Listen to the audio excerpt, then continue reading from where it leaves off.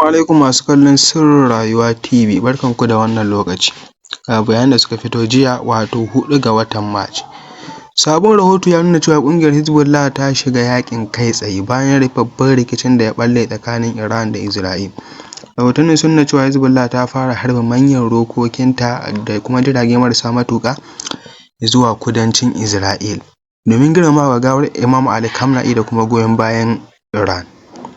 A gefe guda, Isra'il ta mayar da martani zuwa wasu wurare da ake zargin cewa sansani ne na sojojin Hezbollah. Masana na gargaɗi cewa idan wannan yaƙi bai dakata ba, zai iya zama babban rikici a yankin Gabas ta Tsakiya. Shin wannan rikici zai ƙare da wuri ko kuma dai zai ƙara tsananta ne?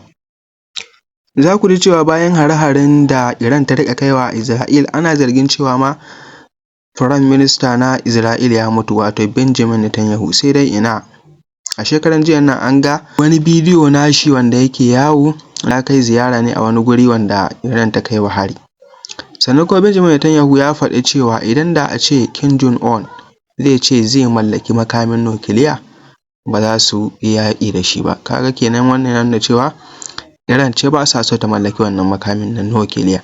Sannan za ku ji cewa Iran ta ƙara kai farmaki wato a haɗaɗɗiyar daular Larabawa, Abu Dhabi da Doha. Sannan kuma Amurka sun yi magana cewa Iran ta tura musu saƙon idan zai yiwu wannan yaƙi a zo a tattauna domin a kawo ƙarshen shi. Amma an samu ƙaryatawa daga bakin sojojin Iran cewa wannan maganar sam ba gaskiya ba ce, sun ƙaryata shugaban ƙasar Amurka kenan, wato Donald Trump kenan.